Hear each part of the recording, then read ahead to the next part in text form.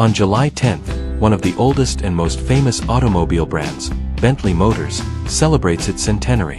As we know, 100 years ago, the entire automotive industry was closely tied to motorsports and record-breaking achievements. And the history of Bentley is no exception.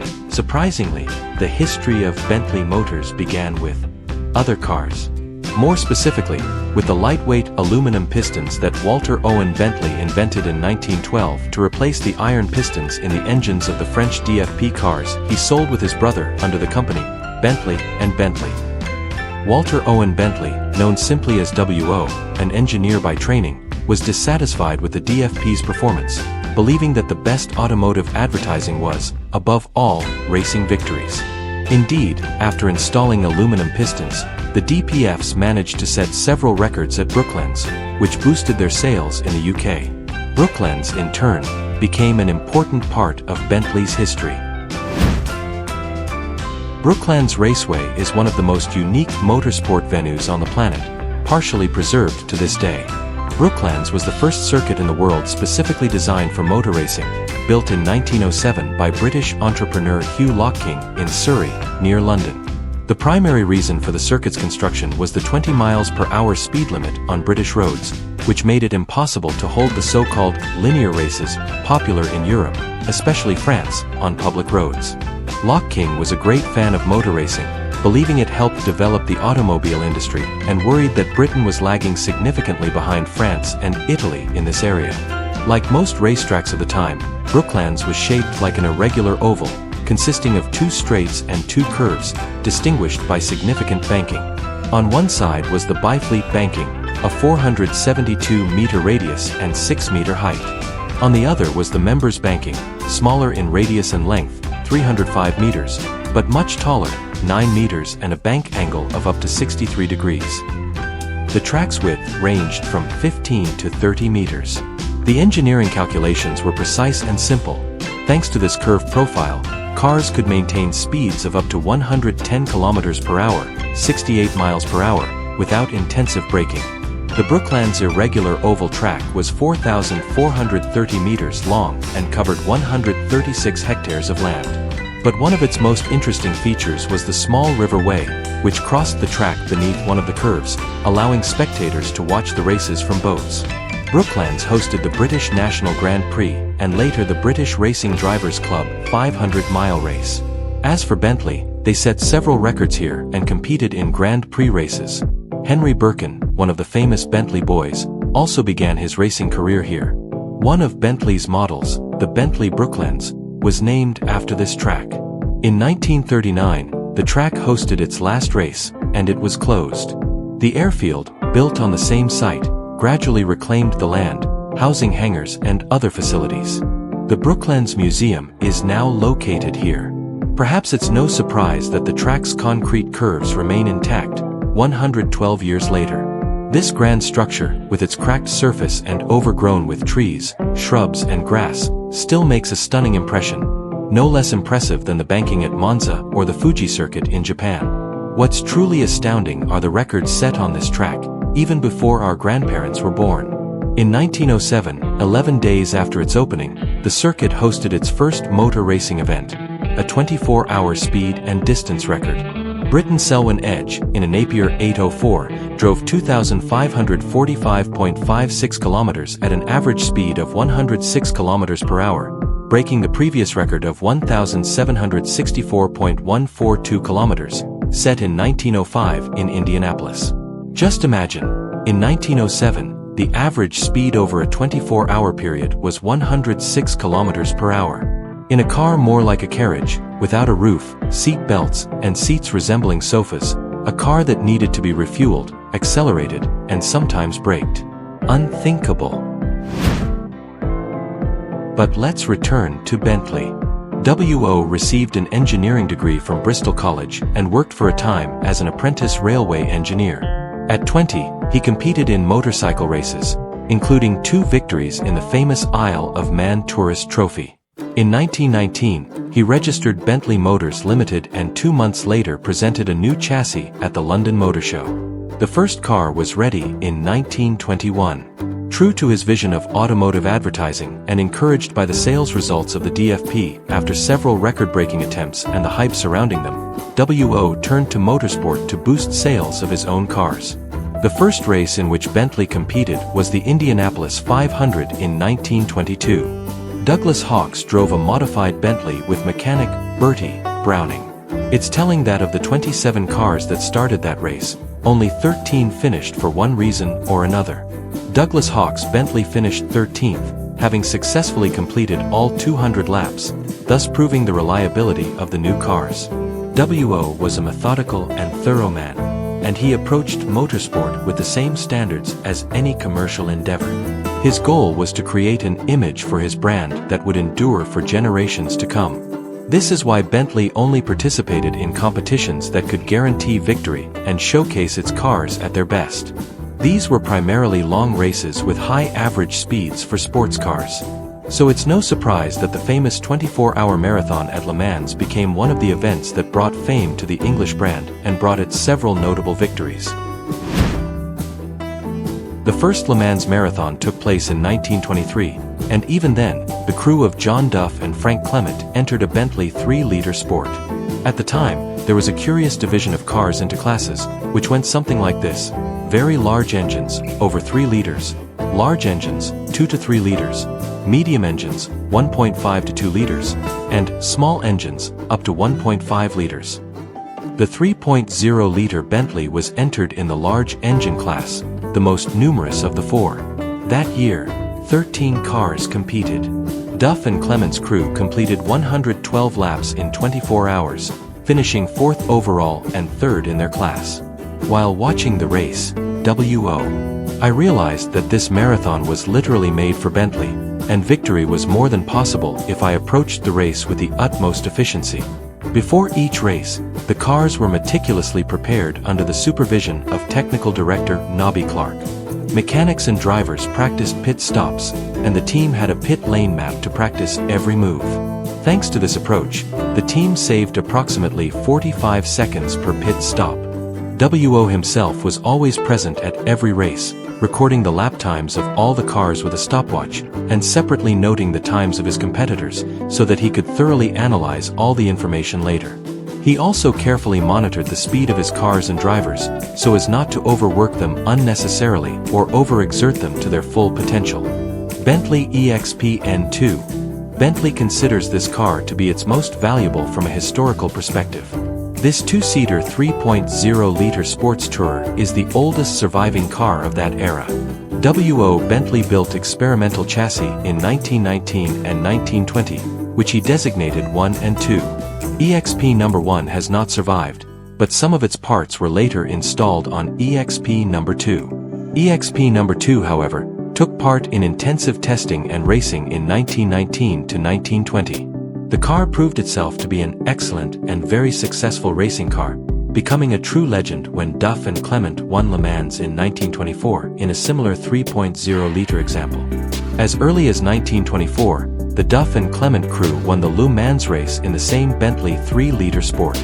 With the exception of 2 unsuccessful years, 1925 to 1926, that brought Bentley no results, the marathons through 1930 brought victories for the marque. The most significant year was 1929, when 4 Bentleys took the top 4 places in the 24 hours of Le Mans. This unique racing Bentley, which Sir Henry Birkin drove in various competitions during 1929 and 1930, is engraved on the plaque on the left side of the hood. 3 of these victories belonged to Captain Wolfe Barnato. Barnato was the heir to a diamond empire, a financier, and a racing enthusiast. He served throughout World War I, serving in France, Egypt, and Palestine, and rose to the rank of captain. He won numerous awards in various sports: boxing, shooting, powerboat racing, and was an excellent swimmer, tennis player, horseman, and much more. It's even more amusing that his friends, and then everyone else, called him Babe. The cockpit's design was quite practical, utilizing various household devices that were simple and familiar to use. For example, the brass plate in the photo on the left was used to count laps completed in the race and was borrowed from a billiard table. And the light switches in the picture on the right were used in ordinary homes to turn on light bulbs.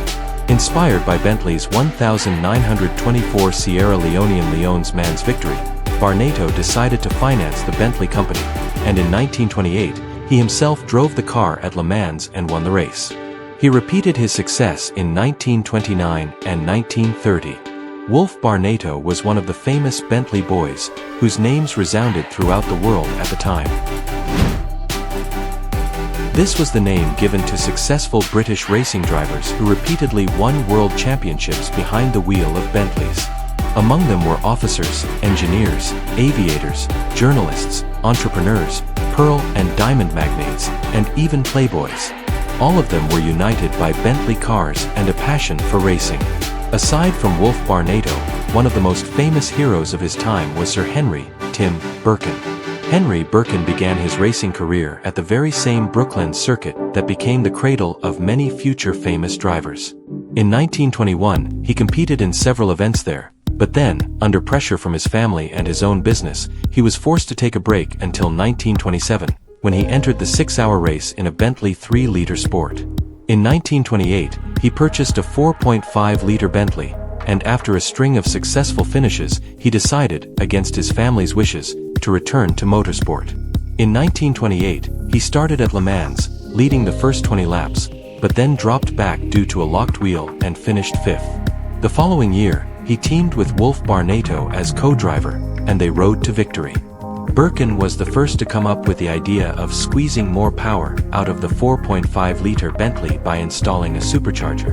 And when Bentley Motors refused to fulfill his request, he decided to do it himself. And here's the result. Without supercharger, road model, 110 horsepower, 82 kilowatts. Racing model, 130 horsepower, 97 kilowatts. With supercharger, road model, 175 horsepower, 130 kilowatts, at 3,500 RPM. Racing model, 242 horsepower, 180 kilowatts, and 2,400 RPM. Thus, the first Bentley with a supercharger was born, more powerful than a car with a naturally aspirated 6.5-liter engine, despite having 2 fewer cylinders. However, this monster also consumed 4 liters of gasoline per minute at top speed. In 1929, Birkin entered the Brooklands 500-mile race, but due to a damaged exhaust, the car caught fire during the race. Birkin extinguished the fire and continued racing. Henry Birkin also competed in other races, and W.O. Bentley called him the most outstanding Briton of his time. March 1930, the Carlton Hotel in Cannes. A group of gentlemen are discussing cars and racing. The conversation turns to a Rover advertisement claiming that the Light 6 model can travel faster than the famous Blue Train, which transports Britons from Calais to the French Riviera and back. Wolf Barnato, then chairman of Bentley and a 2-time winner of the 24 Hours of Le Mans, asserts that to claim that a car can go faster than a train means absolutely nothing. He bets £100 that he can get to his club in London in his Bentley Speed 6 before the Blue Train reaches Calais. The next day, March 13, 1930, the Blue Express left Cannes Station at 5:45 p.m., and Barnato and his fellow golfer Dale Bourne, acting as a reserve driver, finished their drinks and set off from the bar of the Carlton Hotel. They encountered heavy rain in Lyon. At 4 a.m. in Auxerre, they lost a considerable amount of time searching for gas. Central France greeted them with thick fog, and just as they approached Paris, a tire blew, forcing them to replace it with the only spare they had with them. At 10:30 a.m., they arrived in Bologna, took a ferry across the English Channel, and parked near the Conservative Club on St. James's Street at 3:20 p.m., 4 minutes before the Blue Express arrived in Calais. Thus, Wolf Barnato won the famous bet. In 1930, Bentley withdrew from Le Mans, and the Great Depression and the Wall Street crash decimated demand for luxury Bentley automobiles. In July 1931, the company faced 2 large mortgage payments, which it was unable to repay. Ultimately, the company was acquired by Rolls-Royce Limited, and private teams continued racing at Le Mans. In 2001, 71 years later, Bentley returned to Le Mans with a factory team of 2 cars, introducing the new EXP Speed 8, a purpose-built endurance car built by RTN in Norfolk and serviced on the track by the Apex Motorsport team. One of the two cars retired during the marathon, while the other finished third. The team finished fourth in 2002. The following year, Mr. Le Mans, Tom Christensen, among others, drove the number 7 car and set the fastest qualifying time of 3 minutes 31 seconds, while the number 8 car finished second on the grid. The race went perfectly for both cars, save for minor battery issues in the number 8 car, but this didn't stop Johnny Herbert from setting a lap record. So, 73 years later, Bentley once again found itself at the top of Le Mans. Of course, Bentley's current racing program is limited and focuses solely on touring car racing, with the Bentley Continental GT3 competing. This year, the team is competing in 4 series. The Intercontinental GT Challenge, a world championship held on 5 continents at legendary tracks such as Spa, Europe, Laguna Seca, USA, Suzuka, Asia, Kyalami, Africa, and Bathurst, Australia. The Blancpain GT Series, the team competes exclusively in endurance competitions, skipping the Sprint Cup, World Challenge America, and the British GT Championship. And, of course, the record-breaking theme hasn't been forgotten. This year, the Bentley Continental GT took part in the Pikes Peak race, which took place on July 1st in Colorado, USA. 3-time world champion and king of the mountain New Zealander Rhys Millen covered the 12.42-mile, 19.99 kilometers, distance and set a new record of 10 minutes and 18.488 seconds, improving the previous time by 8.4 seconds. Now, at the Goodwood Festival in the UK, Bentley has unveiled its entire collection of sports cars and is preparing to premiere new models, including those with hybrid and electric engines, on its anniversary. This is where the company sees its future. Bentley's entire history is tied to motorsport. They've named their cars after famous tracks and turns: Bentley Brooklands, Bentley Mulsanne, Bentley Arnage. Bentley and Le Mans have an unbreakable bond. That's why this year, the Automobile Club ACO, organizers of the 24 Hours of Le Mans, and the city of Le Mans decided to name one of the central streets Rue de Bentley Boys. So now not only Bentley bears the name of Le Mans, but Le Mans bears the name of Bentley. History follows its own pattern.